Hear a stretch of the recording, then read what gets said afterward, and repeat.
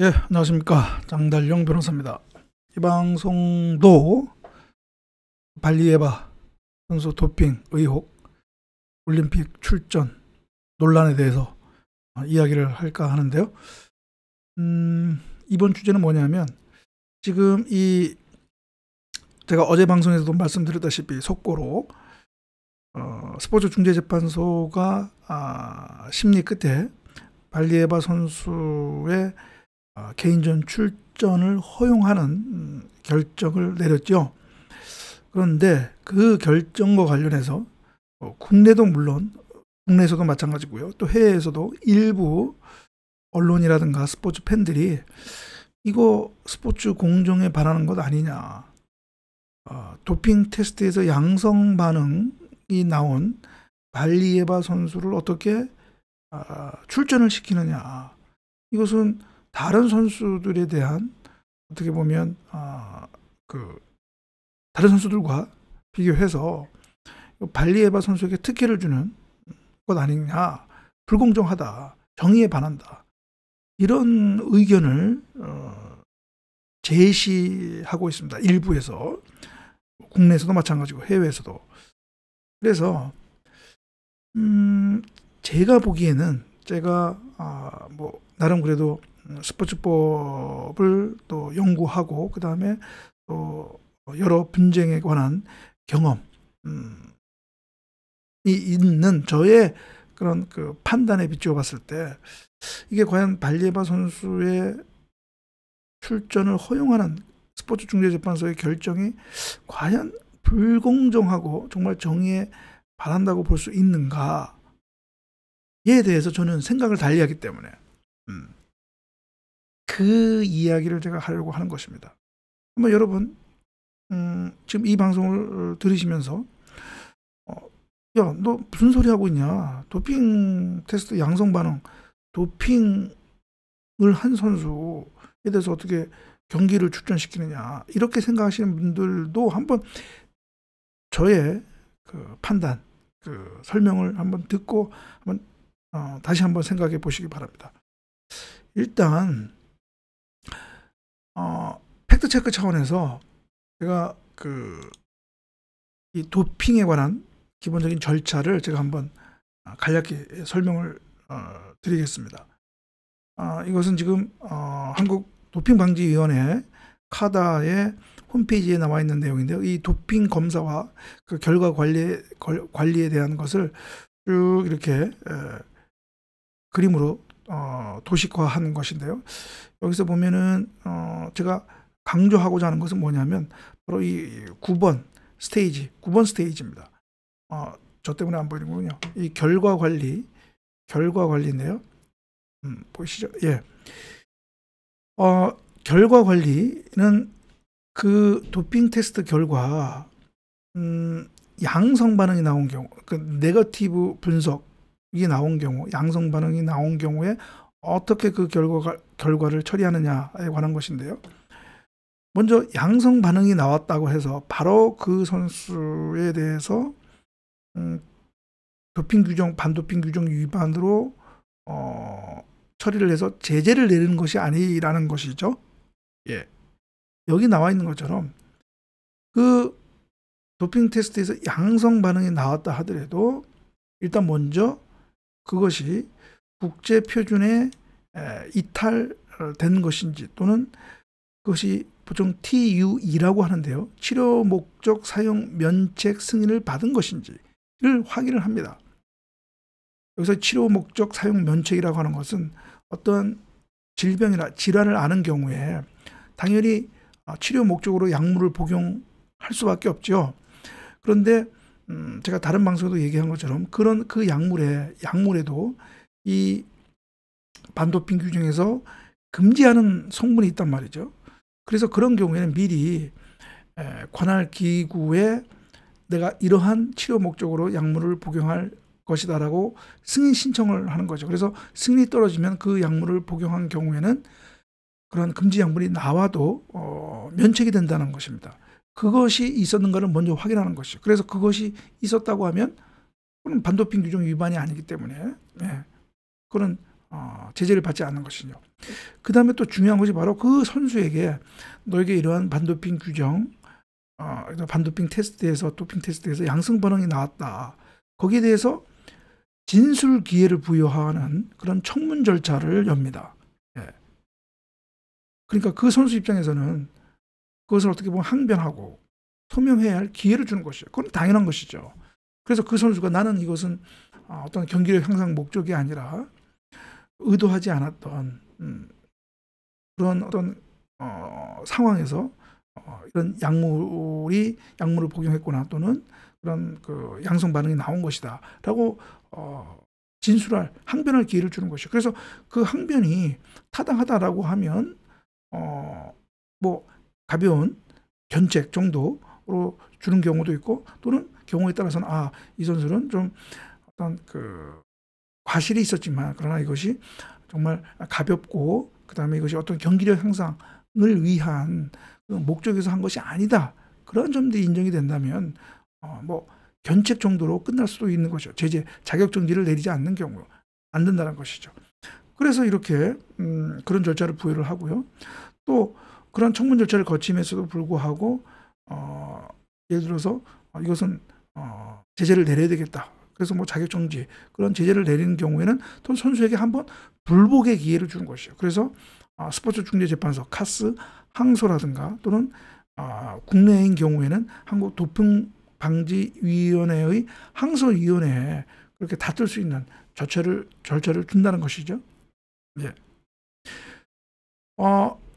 요 중요한 결과 관리 요 사항을 안다면 우리가 인식하는 바탕 위에서 이 발디에바 선수의 경우를 보면 지금 발디에바 선수는 현재 도핑 테스트에서 양성 반응이 나온 단계입니다. 지금 나온 단계입니다.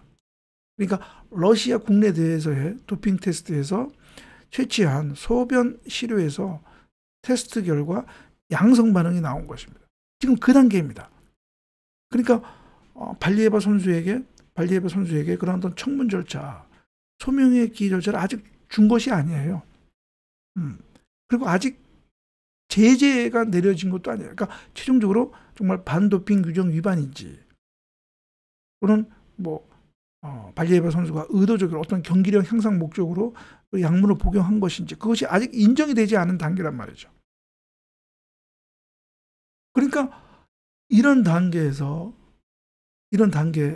현 상황에서를 바탕으로 해서 우리가 그 인식을 해야 된다는 얘기죠. 그렇습니다.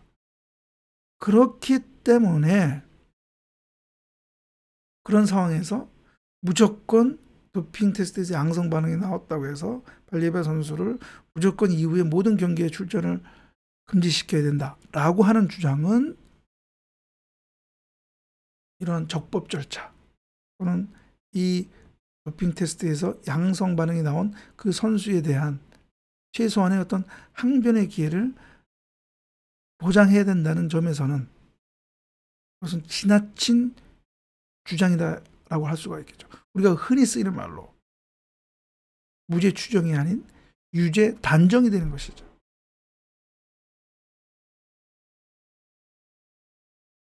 물론 제가 다른 방송에 얘기한 것처럼 도핑 테스트에서 양성 반응이 나온 경우에 반 이상은 나중에 결국 반도핑 규정 위반으로 인정이 돼서 자격 정지라든가 그런 제재를 받습니다. 그러나 반대로 또 반에 가까운 경우가 반도핑 규정 위반으로 인정이 되지 않아서 제재를 받지 않는 경우도 있단 말이죠. 즉 예를 들어서 어떤 치료 목적으로 한 것이 인정이 된다거나 또는 경기력 향상 의도 목적으로 하지 않는 어떤 일시적인 그런 것으로 검출이 되는 것이 인정이 돼서 제재를 안 내린 경우도 있는 것이란 말이죠. 하지만 도핑 테스트에서 양성 반응이 나왔다는 것은 한번 우리가 의심할 수는 있는 거죠. 도핑의 어떤 의도성을 의심할 수 있는 거기 때문에 그런 거기 때문에 일단은 도핑 테스트에서 양성 반응이 나오면 와다의 규정상 일단 자동으로 임시 자격 정지 처분이 내려집니다. 예. 그래서 이 임시 자격 정지 처분이 내려지면 그 이후에는 어떤 대회든지 출전이 원칙적으로 금지가 되는 것이죠. 그래서 이번 발리에바 선수 건도 일단 러시아 국내 대회에서의 그 기간 중에 최취한 시루에서 양성 반응이 나왔기 때문에 그날 바로 러시아 반도핑 기구에서 임시 자격 정지 처분을 내렸던 것이죠.